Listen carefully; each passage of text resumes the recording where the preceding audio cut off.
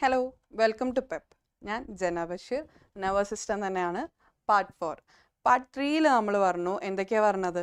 Part 3 നമ്മൾ non nervous tissues രണ്ടാളെ പരിചയപ്പെടുത്തി. ബാക്കി രണ്ടാൾ പെൻഡിങ് ഉണ്ട്, അടുത്തയിൽ വരാട്ടോ എന്ന് പറഞ്ഞിട്ടല്ലേ പോയത്. സോ പാർട്ട് 4 ആ രണ്ടാളെ പരിചയപ്പെടുത്താനാണ് വന്നിട്ടുള്ളത്. സെറിബ്രോസ്പൈനൽ ഫ്ലൂയിഡും അതുപോലെ തന്നെ ബ്ലഡ് ബ്രെയിൻ ബാരിയറും.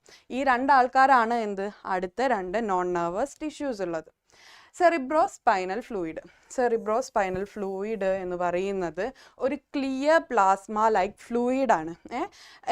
അത് സെൻട്രൽ നെർവസ് സിസ്റ്റത്തിലെ ഇങ്ങനെ ബാത്ത് ചെയ്ത് കിടക്കുക എന്നാണ് പറയുന്നത്. മീൻസ് അത് മൊത്തത്തിൽ ആ സെൻട്രൽ നെർവസ് സിസ്റ്റത്തിൽ മൊത്തത്തിലുള്ള ഒരാളാണ് ഈ ഒരു ക്ലിയർ ആയിട്ടുള്ള പ്ലാസ്മ ലൈക്ക് ഫ്ലൂയിഡാണ് സെറിബ്രോസ്പൈനൽ ഫ്ലൂയിഡ് എന്ന് പറയുന്നത്. സെൻട്രൽ സ്പൈനൽ കനാലിനെ ഒക്യുപ്പൈ ചെയ്തിട്ടുള്ള ആളാണ്. അതുപോലെ തന്നെ വെൻട്രിക്കുലർ സിസ്റ്റത്തിലും അതുപോലെ തന്നെ സബ് ആർക്കിനോയിഡ് സ്പേസിലും ഒക്കെ ആരുണ്ട്? നമ്മുടെ സെറിബ്രോസ്പൈനൽ ഫ്ലൂയിഡ് ഉണ്ട്. പ്രീഡോമിനൻ്റ്ലി നമ്മുടെ CSF സെക്രീറ്റ് ചെയ്യപ്പെട്ടിട്ടുള്ളത് കൊറോയിഡ് പ്ലക്സസ് വെച്ചിട്ടാണ്. അതുപോലെ തന്നെ ഒരു മോർ പുവർലി ആയിട്ട് ഡിഫൈൻഡ് റോൾസ് പ്ലേ ചെയ്യുന്ന വേറെ ആളുകളുണ്ട്. ഒരു അഡൽട്ടിൽ ഒരു ദിവസം പെർ ഡേ ഒരു 400 to 600 ml CSF cerebrospinal fluids produce ചെയ്യുന്നുണ്ട് എന്നാണ് പറയുന്നത്.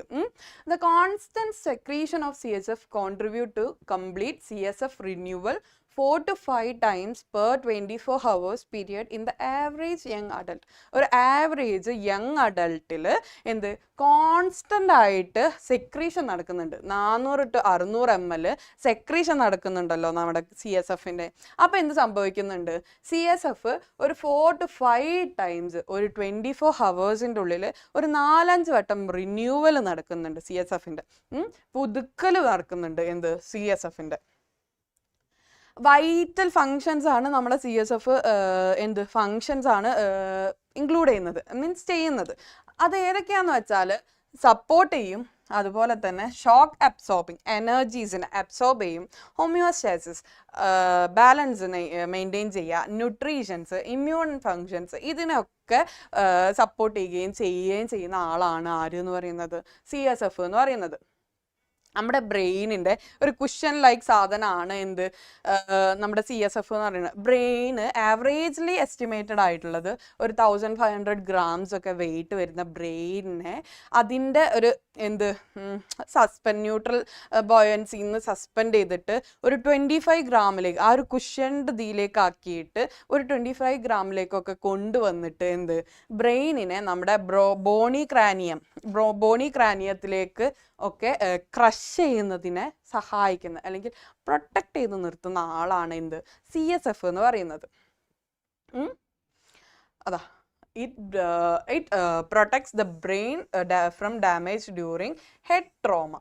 ഹെഡ് ട്രോമാസ് നമ്മുടെയൊക്കെ എന്തെങ്കിലും ആക്സിഡൻറ്റ്സ് പറ്റുമ്പോൾ തലയിടിക്കുമ്പോഴോ ഒക്കെ വരുമ്പം ആ ഹെഡ് ട്രോമാസിൽ അതെന്ത് ചെയ്യും? നമ്മുടെ ഹെഡിനെ അല്ലെങ്കിൽ ബ്രെയിനിനെ ഡാമേജ് ചെയ്യാതെ സൂക്ഷിക്കും. Biochemical waste products diffuse into CSF and are removed as CSF is reabsorbed through arachnoid granulation. Arachnoid granulationലൂടെ ബയോകെമിക്കൽ വേസ്റ്റുകൾ നമ്മുടെ CSFലേക്ക് ഡിഫ്യൂസ് ചെയ്യുന്ന ഈ ബയോകെമിക്കൽ വേസ്റ്റുകൾ ആർക്കനോയിഡ് ഗ്രാനുലേഷനിലൂടെ വീനസ് സർക്കുലേഷൻസിലേക്ക് പുറന്തള്ളപ്പെടുന്നാണ് പറയുന്നത്. കുറേ വെയിൻസ് ഒക്കെ ഉള്ള ഏരിയ വീനസ് സർക്കുലേഷൻസിലേക്ക് പുറന്തള്ളപ്പെടുന്നാണ് പറയുന്നത്. അതുപോലെ തന്നെ ഒരു small percentage of CSF lymphatic സർക്കുലേഷനിലേക്കും എത്തുന്നുണ്ട്, ലിംഫ് വഴിയും എത്തുന്നുണ്ട് എന്നാണ്. ചെറിയൊരു സ്മോൾ പെർസെൻറ്റേജ് ലിംഫാറ്റിക് സർക്കുലേഷൻസിലേക്കും എത്തുന്നുണ്ട്. The CSF contains glucose, proteins, lipids and electrolytes. നമ്മുടെ CNSന് സെൻട്രൽ നെർവസ് സിസ്റ്റത്തിന് ന്യൂട്രീഷൻസ് പ്രൊഡ്യൂസ് ചെയ്യാൻ അല്ലെങ്കിൽ ന്യൂട്രീഷൻസ് കൊടുക്കാൻ വേണ്ടിയിട്ട് നമ്മുടെ CSFൻ്റെ ഉള്ളിൽ ആരൊക്കെ ഉണ്ട്? പ്രോട്ടീൻസ് ഉണ്ട്, ഗ്ലൂക്കോസ് ഉണ്ട്, ലിപ്പിഡ്സ് ഉണ്ട്, ഇലക്ട്രോലൈറ്റ്സ് ഉണ്ട്. ഇങ്ങനെ ഉള്ള ആളുകളൊക്കെ ആരുടെ ഉള്ളിലുണ്ട്? CSFൻ്റെ ഉള്ളിലുണ്ട്. നമ്മുടെ CNS-നെ ഇങ്ങനെ കാത്തു സൂക്ഷിച്ചുകൊണ്ടിരിക്കുക അല്ലേ? എന്ത് CSF ചെയ്യുന്നത്? CSF cerebro spinal fluid, CNS central nervous system. മാറിപ്പോകരുതേ. ഓക്കെ, നമ്മളിനി ലാസ്റ്റത്തെ നോൺ നെർവസ് ടിഷ്യൂവിനെ കുറിച്ചിട്ടാണ് പറയാൻ പോകുന്നത്. ലാസ്റ്റത്തെ non nervous tissue blood brain barrier എന്താ എന്ന് വെച്ചാൽ തടയുക എന്നൊക്കെയുള്ള അർത്ഥം. തടവ് ഒക്കെ ഉള്ള അർത്ഥമാണ് എന്ത് ബാരിയേഴ്സ് എന്ന് പറയുന്നത്. This is a barrier between the brain's blood vessel capillaries and the cells and other components that make up the brain tissues. Brain tissues make up ചെയ്യുന്ന മീൻസ് ഉണ്ടാക്കുന്ന എന്ത് അതർ കമ്പോണൻസും സെൽസും ഇപ്പം അതുപോലെ തന്നെ ബ്ലഡ് വെസൽസിൻ്റെ ഒക്കെ ഇടയിലുണ്ടാവുന്ന ഒരു ബാരിയർ, ഒരു തടവാണ് എന്ത്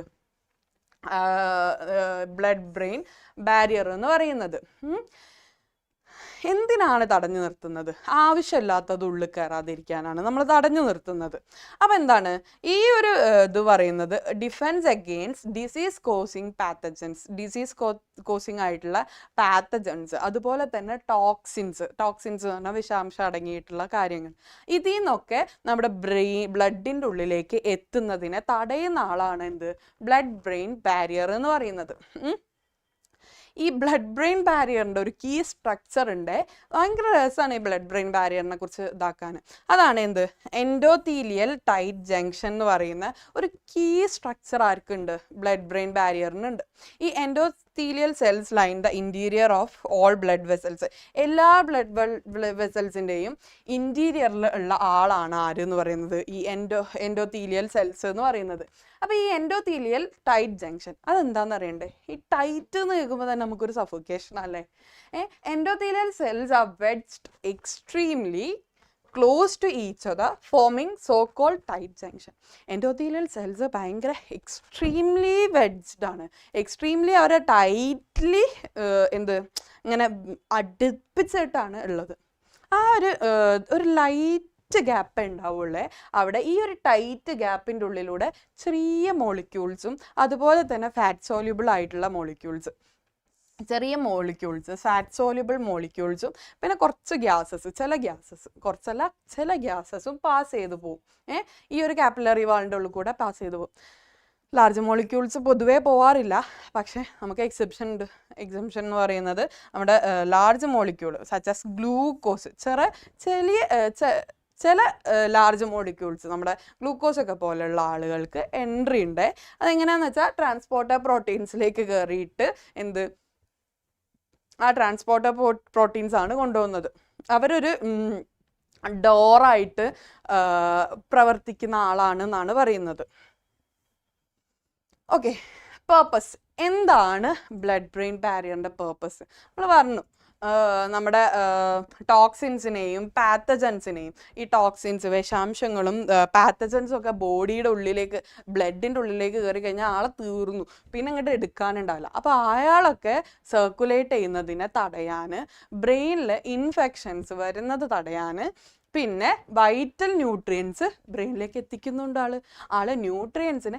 എന്തായാലും നമ്മുടെ ബ്രെയിനിലേക്ക് ന്യൂട്രിയൻസ് ഒക്കെ എത്തിക്കാനും പല ഭാഗത്തേക്ക് എത്തിക്കാൻ എത്ര ആളുകളാണ്. അപ്പോൾ ആലോചിച്ച് നോക്കിയാൽ ബ്രെയിൻ അത്രയും പ്രൊട്ടക്റ്റഡ് ആയിട്ട് അത്രയും വൃത്തിക്കാണ് കൊണ്ട് നടക്കുന്നത് നമ്മുടെ ശരീരം.